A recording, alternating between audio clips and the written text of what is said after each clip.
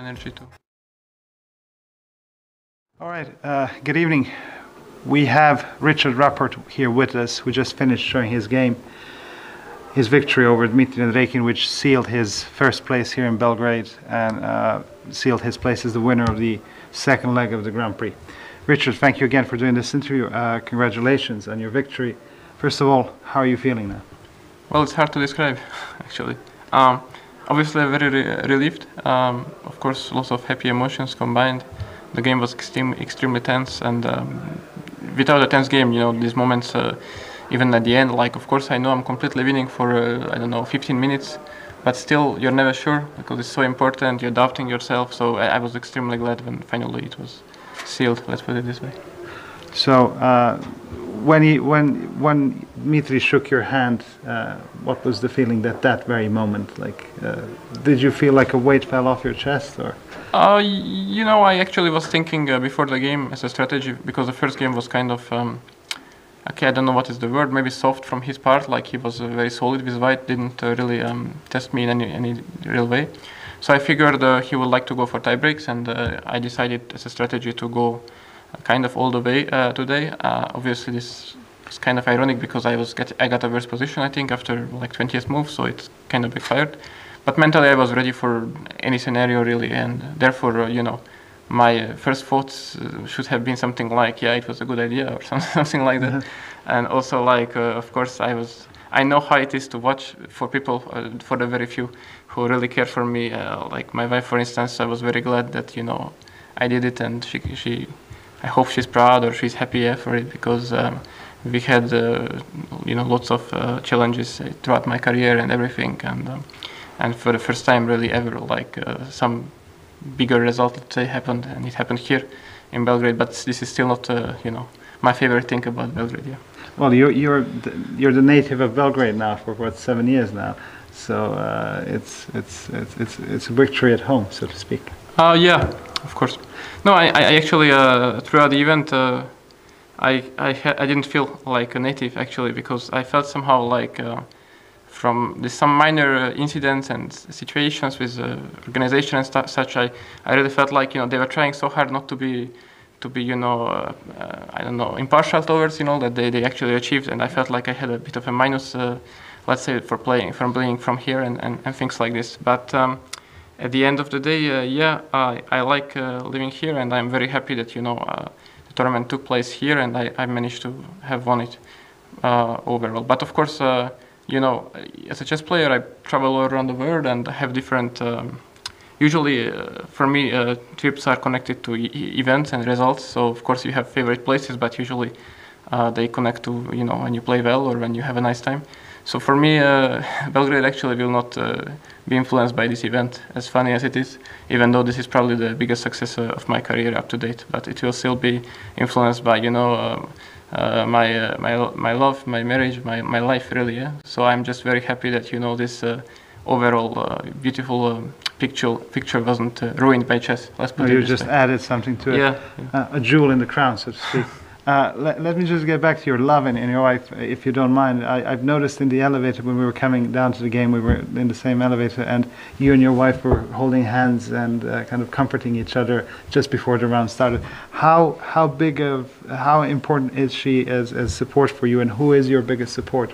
Yeah, she's my only support, actually. So you can name. I mean, I have to thank her for everything, for putting up with me. I am very difficult.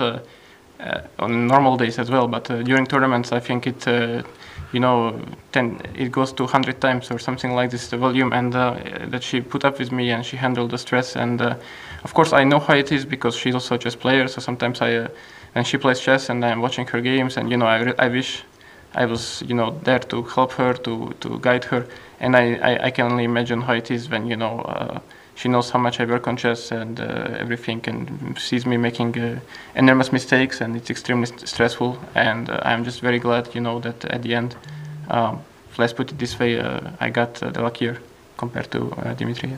You were luckier. Just getting back to the game briefly, when you made that move e5, I don't know if you were Queen e5, sorry. We were all watching. You had 11 minutes on your clock, then down to 2 minutes. For us who don't know much about chess, the computer was showing that it was completely zero. So it was a question whether you should do a repetition of moves or something. And yet it seems that to us you've shown that computers don't actually, you know, their evaluations, for once at least, in this game, don't mean much.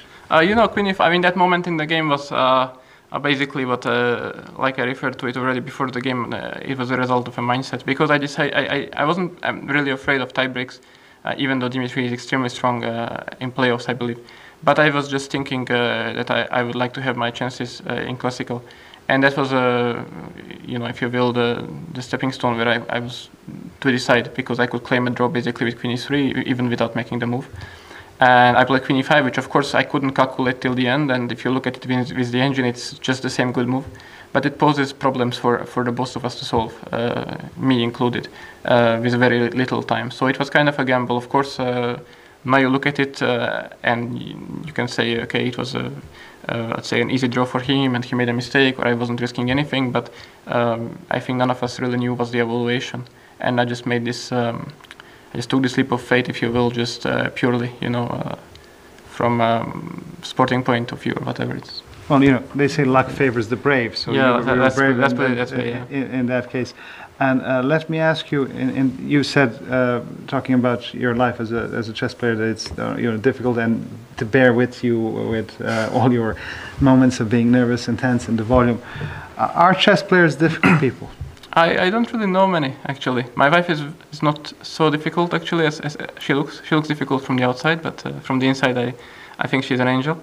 So, and others I don't really know. I mean, I'm not so close with them on daily basis. I have friends, of course, but most of my closer friends, let's put it this way, are not from chess. So, but I guess so. I mean, chess, you know, as a profession which requires you to accept all its ups and downs. You know, like for instance, Dimitri, obviously he fought, which was reasonable, I believe, that it will be a draw after Queen E3 and he will play tie breaks. And then, I don't know, 10 minutes later he's in enormous stress, and 15 minutes later it's all over for him. And he has to adjust, yes, to this. I mean, it's a very hard profession with all this. So I guess and like I've said earlier in earlier interviews, the prize money and generally the rewards are not as high as I believe, you know, in other similar sports when everything is on the line for minutes and seconds, and it's all one man versus man or woman versus woman with, you know, limited time and everything. So yeah, it's very stressful life, and I believe because of this, most of us might have some flaws in character, which of course you wouldn't have, or they wouldn't be so. Let's put it this way: they wouldn't be so highlighted if you had a stable or more stable job, a more stable profession. Obviously, you live in an unstable environment, both geographically and in terms of your professional choice. But one thing that's brought certainty more to chess is the computers, which have sort of improved our knowledge and understanding of the game. But as in this game and in others, you proved to be a very creative player and going beyond the computer.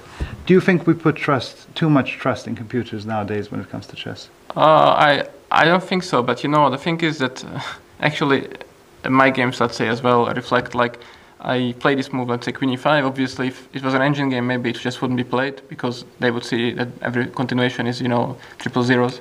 So what's the point? But where a human touch comes in, unfortunately, is mostly the mistakes. And that's why I believe it's not so entertaining to commentate on chess or to kibitz chess as it used to be. Because, you know, I believe in before the pre-computer era, when two very strong players were playing, and you know, they were doing exactly the same as we are doing now, making mistakes, making blunders, making brilliant moves, and being nervous all about it. But no one really knew that except, you know, the other, you know, distinguished colleagues, right? And today you just go to a site or you turn on or even remotely weak computer, let's say on an iPad or a phone, and next thing you know almost everything about the game, and you're just basically speaking, cheering or anticipating a blunder, a mistake, or you are hoping for, you know, the guy not making a mistake, which I think kind of ruins the whole experience itself. So yeah, I think this is the major factor. It's very hard to sell something where everyone knows the truth already, except the people who are doing it, compared to something where, you know, someone does something in limited time and you can immediately appreciate its genius by by the fact that you know that no one could have done it. Yeah. But with chess and with engines, right, it's always there in your back of your head, and you think, okay, but how hard was it really? Yeah? And as a commentator, of course, people's job, I believe, should be to explain how hard it is really. But it's very hard. It's a very thin line. One day you wake up and everything seems easy. The next day your mind doesn't work, and the simplest things can cause you problems. But yeah, I think it's kind of changed in chess, not in a good way. Yeah. All right. And so, in terms of your immediate plans, what will you do now? Well, tonight a big celebration, I guess. How will you celebrate? Well, I would rather not enclose that in person. All right. But after that, yeah, I will actually go to Hungary. I wouldn't say home, but to Hungary to visit my siblings and my family for quite some time, to take some rest, everything. So I believe that's next for me. Yeah. And finally, let me just ask you this. Many of the people watching this, they have kids, they want to introduce them to chess, they want them to, they look up, they need an idol to look up to someone. What would be your advice to people who are trying to put their kids into chess? What are the mistakes to avoid and the best steps to make? I'm not the biggest advocate for people start playing chess in general. So my answer might be a bit depressing, but I believe you have to be sure. You have to, as a parent, have to reconsider and understand all its possible flaws or downsides, because you can make a certain living from being an elite player, but of course there are no guarantees that you are going to be an elite player. Like there are no guarantees in any field in life that you are going to make it to the top. And then next question is, of course, is that level of living or style of living sufficient or for your hopes for your children? And then of course all these things combined, it's a hard decision. But I think it's this decision best to be made immediately. On the other hand, I do believe that when you talk introducing kids or children to chess on a hobby basis, it's a brilliant thing. I think it's an amazing game. It has lots of moments, interesting. You can watch live interesting games and have a really fulfilling time. Maybe more fulfilling than playing other computer games or watching other sport events. I don't know. This is just my opinion. But of course, when you're set out to conquer the highest highs of the chess world, that's a different story. And I would just caution people to think about it more than once. Let's put it this way: is it really worth it for them and from where they come from? Yeah, which is different for all of us. All right, well, thank you very much for this and for this interview. Thank you for the wonderful games. And just one note before you celebrate too much tonight, tomorrow at noon is the closing ceremony, so you'll have to just remember to get there. Well, thank you so much for everything, for the lovely games. Congratulations, the best of luck to you. And we're really happy that you are here in Belgrade and you won this tournament. Congratulations once again. Thank you.